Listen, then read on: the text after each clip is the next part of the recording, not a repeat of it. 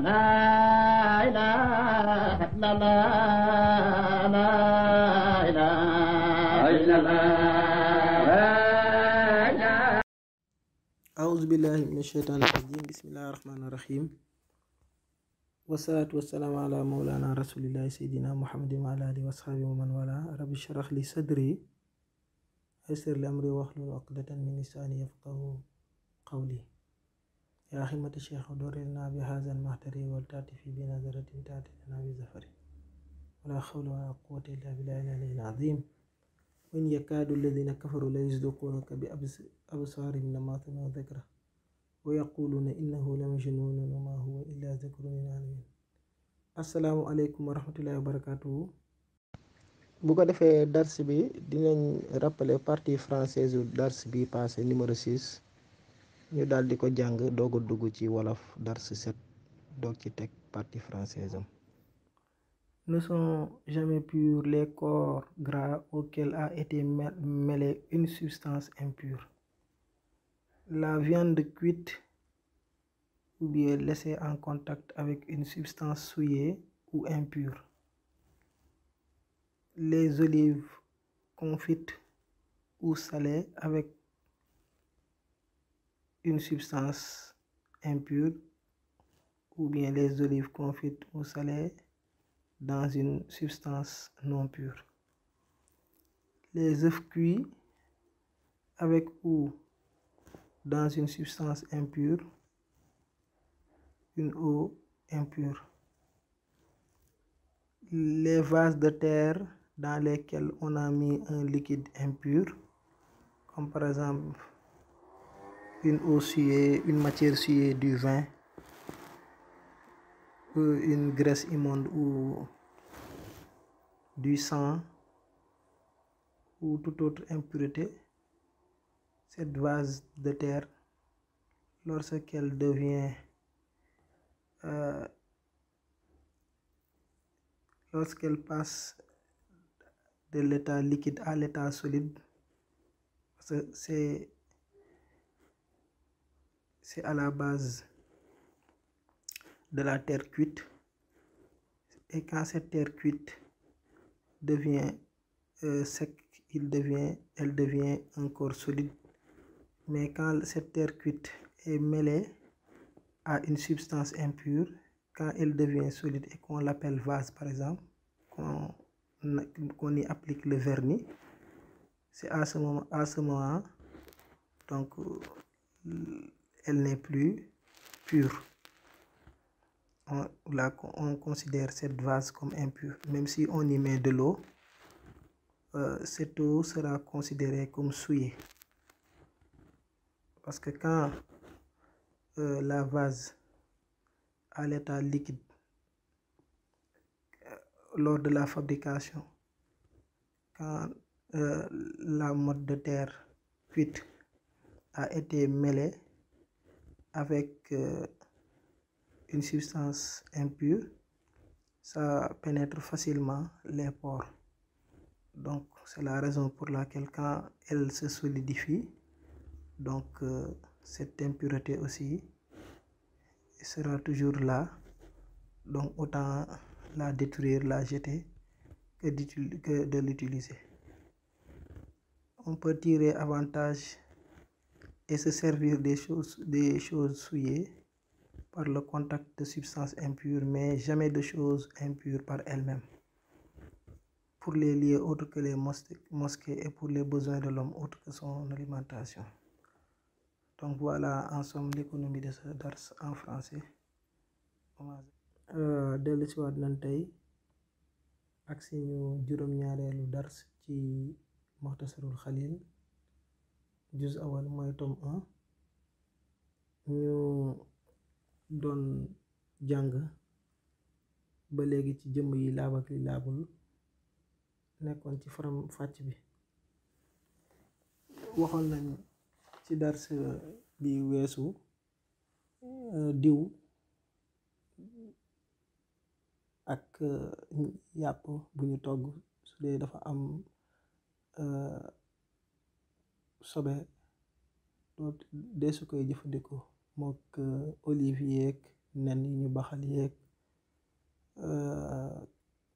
njaq yeeg yëpp daal waxoon nañ ko ci dars bi weesu. waaye tey nag ñu fas yéene eggali ba tey ci bunt boobu ci léegi lan mooy li nga xamante ne am na sobe ñu mën koo jëfandikoo ak nan lañ koy jëfandikoo ak lan moo ci limite yi. mu ne wa yuntafa'u bi mutanajjisin la najisin fi xayri masjidin wa aadamiyin wala yusalla bi libaasi kaafirin bi xilaafi nasjihi wala bima yanaamu fihi musallin aaxaru wala bi siyaabi xayri musallin illa ka ra'sihi wala bi muxaazi farji xayri aalimin. mu ne wa yuntafa'u des na jëriñu bi mutanajjisin si lu sobewu. mutanajjis nag suñ ko waxee mooy loo xam ne lu laab la woon à la base, mooy bi maanaam njëlbeenam dafa laab waaye sobe tàbbi ci biir, sobe gaar ko tàbbi ci biir gaar ko yàqu ko. waaw sobe su ñëwee gaar si yàq ko rek kon mutanajjis nañ koy wooye, mooy loom daal laaboon na sobe ñëw dugg ci biir. mu ne loolu mën nañ ko jëriñoo comme ni ma leen ko waxee woon rek ci la dernière fois ci aada, comme tey jii bu dee pétrole wala boo xamante ne tey jii medd dugg na ci, mën nga ko taal, mën nga ko jëriñoo. waaw waaye nag bu fekkente ne fii xayri masjidin mën nga ko jëriñoo fu la neex, waaye daal bu dee nag pour war a dugg ci jàkk moom déedéet, dañ koy bañ ba mu des ñu dugal ko ci jàkk. comme lampe pétrole boo xamante ne par exemple sobe dugg na ci, boobaa doo ko jëriñoo ci jàkk. waaw dafa mel ni sondeel boo am dañ ko defar te bañ koy defar tamit mu am lu sobewu, ñu toggaale defaraale ko ak moom, mën nga ko jëriñoo ci feneen furul ci jàkk. waaye ci jàkk daal wala jaamu yàlla daal lañ la bëgg a wax, lieu de culte bi daal lañ ci gën a namm. bu dee sa kër dafa am pièce boobu spécialement pour jaamu yàlla, pétrole boobu tey par exemple doo ko utiliser foofu. waaw loolu lañ lay jàngal. bu dee essence booy taal la wala ay gasoil ak yu mel noonu, ko koy taal pour utiliser ko mën nga ko utiliser, waaye nag bu ñëwee waree taal ay làmp jàkk wala ci loo am ci wàllu jaamu yàlla, xalil moom da koy bañ ci masabu imam Malik. waaw bu dee daal matière boobu noonu daal sobe tàbbi na ci rek bañ nañ ko ci wàllu mu dugg ci juma wala yu mel noonu. waaye tamit dañ koy bañ bu fekkente ne matière boobu dafa sobewu mu war a ñëw wa aadami yin mu war a dugg ci doomu aadama bu foofu mooy comme matière bi ñu war ko diwoo wala ñu war ko raxasoo wala ñu war ko sangoo, boobaa lislaam da koy bañ. ndax diw bu amee sobe doomu aadama waru ko jëfandikoo, donte wuute am na foofu nag. ndax am na ñoo xam dañu ne bu dee lu ñuy naan la te mu am sobe moom ci tifaaxan moom dafa xaraam, deesu koy jëfandikoo. donc jàpp nañ ne daal lépp loo xam ne daal day dugg ci biir moom te mu am sobe rek deesu koy jëfandikoo. sàngara moom moo ci jiitu, même bu fekkente ne nag loolu di dugg ci biir dañuy wax naan parfois garab la wala day faj, daal islaam moom daal bañ na ko. waaw bu fekkente ne nag diw la, am na ñoo xam ne ñoom jàpp nañ ne soo ko diwoo, diw bu am sobe te waxtu julli jot nga mën ko raxas fi nga diwoon yëpp, fekk foofu la ñuy raxas sooy jàpp, nga mën ko raxas julli, ñoom ñoo nee nañ dagan nañ. kon daal ala kulli xaal lii la borom téere bi wax waaye li gën a wóor daal mooy jàppal ne rek daal lépp loo xamante ne sobewu na sobe tàbbi na ci biir mën nga ko jëfandikoo ci leneen ci lu dul julli wala ci dugg ci jàkk. waaw moo tax mu ne laa najisin, waaye nag sobe bi nag moom daf ko exclure carrément.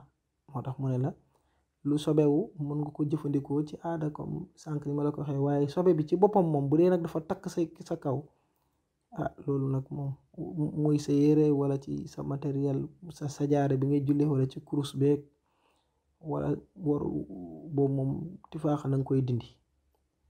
waaw rawatina nag ngoy dugal ci jàkk wala fi ci julleekaay bi, loolu la lay jàngal fii. mu ne wala yu salla bi libaasi kaafirin, fii tamit mu lay wax lu am solo. deesul jullee moom jullit bi ak yére yéefar. jullit bi su ko neexee sol yére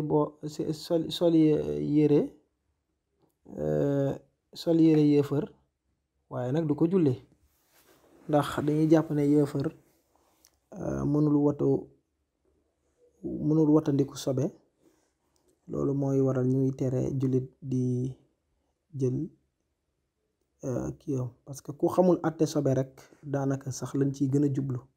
waaye fii dañuy topp texte bi ci lim ñu wax ci yéefar ba pare dinañ ci ñëw ci kanam, ndax yéefar comme xamul àtte sobe, fu ne sobe mën na faa takk ci yére moom da ko dul xam sax, bu koy su woowee du mën a xam fii ak fii la. donc yow mën nga koo sol yow jullit bi, waaye rek doo ko jullee. waaw loolu la ñuy bañ. léegi loolu la lay expliquer fii ci bunt bi. moo tax mu ne wala yu salla bi libaasi kaafrin, jullit daal su solee yére yéefar bu nu mënul ñàkk tamit mu sol ko, julli moom su jotee da koy simmi sol yére yoom moom wóor na ko ne yii laab na. même bu dee yére yéefar yi set na nii ci bëtam, bu dee daal yére boo am daal yéefar a nga koy sol, boobu daal lislaam moom wax dëgg day bañ nga jullee ko. bi xilaafi nas ji yi uteek ràbbam nag. bu fekkente ne yéefar bi dafa ràbb yére bi ba pare jox la ko, te moom ba mu ko ràbbee musu koo sol, bi maanaa yéefar fabriqué yéreem rek jox la ko, ku dul jullit bokk, wala mu jaay la ko yu mel noonu, te musu koo sol, boobaa nag mun nga koo jullee, ndax jàpp nañ ne foofu mu waru ko mën a utiliser ba sobe war cee mën a tàbbi. mu ñëw mu ne wala bi ma yanaamu fiihi musallin aaxaru, du caagane yére boo xam ne dina nelaw ci moom aji julli jeneen, bi maanaa beneen koo xamante ne bi paa jullit la, nekkul yéefar. masale bi beneen la, bi maanaa jullit boo xamante ne beneen jullit buy ñëw di jël yére jullikat, te fekk jullikat boobu dafa nelaw ak yéreem boobu mu fanaanoo ak moom. mu ne yow jullit bi waroo jël yére beneen jullit boo xamante ne moom yére fanaanu kaayam la nga koy julli. loolu la bëgg a wax. waaw ndax nit ki bu fekkente ne yére fanaanu kaayam danga ko ñëw jël rek sol te xamoo ci dara, te boobaa dañuy jàpp ne waroo ko jullee, ndax yow xamoo ndax wattu na sobeem am déet. waaye bu dee moom borom yére fanaanukaay bi moom moo koy sol di ko jullee, su ko neexee mën na ko jullee, ndax dañuy jàpp ne moom dina xam su takkee sobeek déet, su géntee wala mu takk sobe moom dina ko xam. waaye comme yow nag xamoo te mënoo gis waa ji te dara leerul ne takk na sobe, bàyyil la ko fa, waroon ko dem raxas, waroon ko dem dindi ko, bàyyi ko fa, yow nga jël yére fanaanukaayam boobu rek sol ne da ngay julleek moom, boobu lislaam da koy bañ. waaw yére boo xam daal beneen jullit da koy sol di ko summi fekk da koy nelawee, beneen jullit buy julli waru koo jël, bi maanaa di ko jullee yére fanaanukaayam, lu mooy borom yére bi. loolu la lay jàngal ci masala bi. wala bi siyaabi xayri musallin illa karasihi fii tamit mu ne du caagane yére ku dul aji julli, c'est-à-dire lim lay wax fii mooy ku dul aji julli mooy ku dul jullikat yéreem moom ci boppam kenn du ko jël di ko julli, ndax moom it foofu àtte yéefar rek lañ koy àtte, dañ koy àtte yére yéefar bi maanaam yére jullit boo am day woote woone jullit la te moom duy jullikat, yéreem ak yére yéefar bi ñoo yem ci wàllu àtte bii nii ma leen di xamal nii. ndax bu fekkente ne yow da nga ñëw jël yére koo xamante ne tàmmul julli du jullikat, yéreem boobu mën nga koo sol nii def ci lu la neex waaye doo ko jullee de, dafa mel ni comme yére yéefar boo sol rek doo ko jullee tamit danga koy summi waxtu julli, ndax munoo xam ndax am na sobeem déeg, ndax ku dul julli moom ñaareel moom ku dem àttey sobe moom du ko intéressé. donc lii daal lañ la jàngal fii, lu jara bàyyi xel la, waaye toog ne na sama njokk di li la nañ ci rafet njort yooyu yëpp déedéet. ku dul julli daal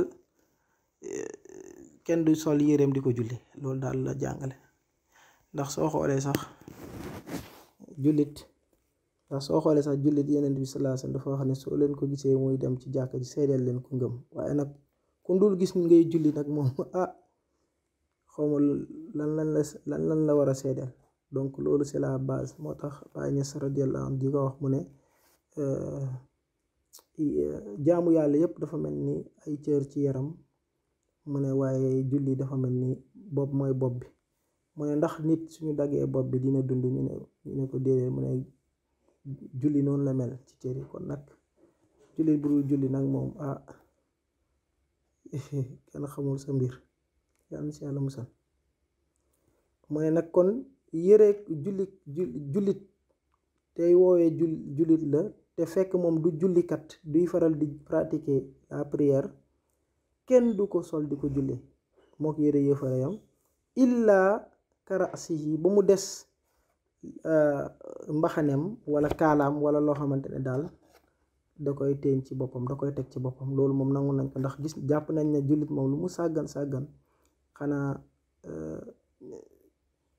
sobe warul mun a àgg ci mbaxaneem wala ci kaalaam, ndax dañuy jàpp ndax sax ne fi sobe di faral di gën a génnee ci nit ci suuf lay nekk, ci lu toll ak ay pëyam ak yooyu, moo tax warul àgg ci bopp. loolu moom moo tax ñu baal la loolu.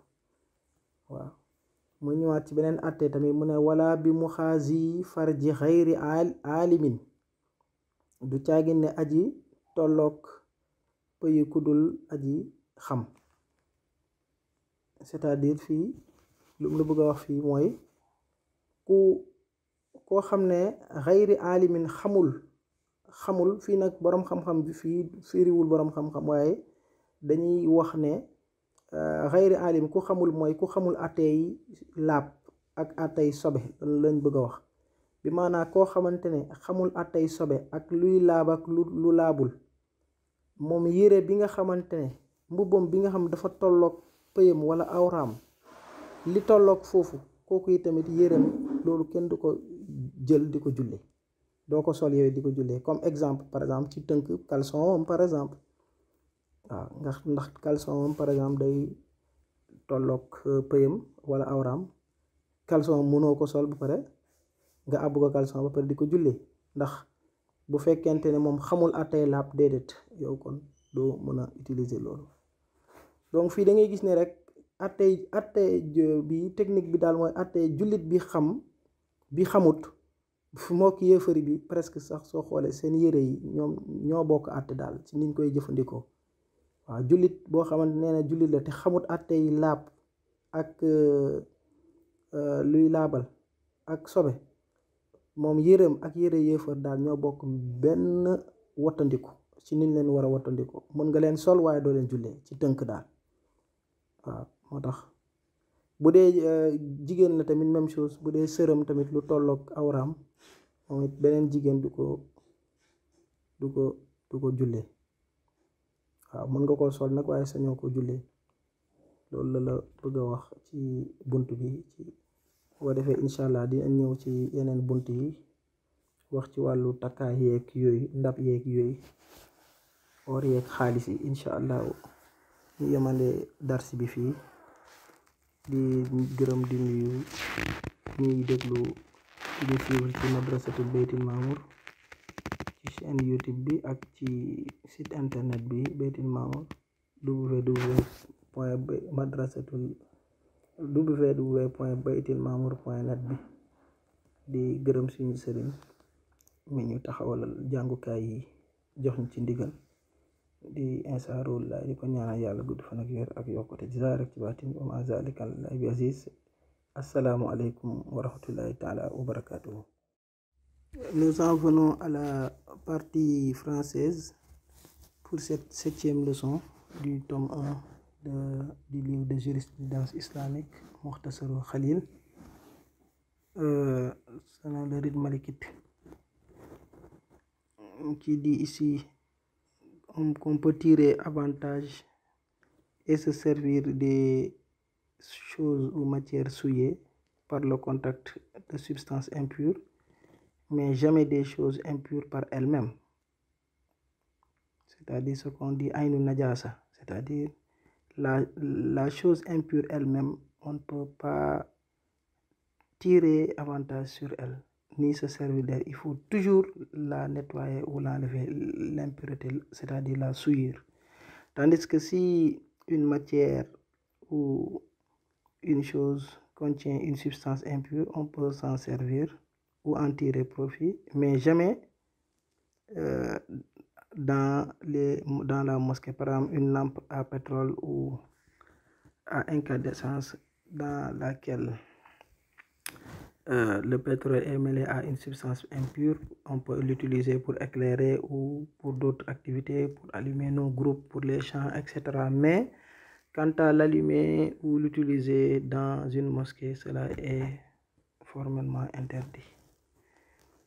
Donc, et pour les besoins de l'homme aussi, autre que son alimentation, on peut l'utiliser sauf pour l'alimentation. Par exemple, le vin est impur selon l'islam, ou toute substance ou toute matière enivrante, on ne peut pas l'utiliser pour l'alimentation.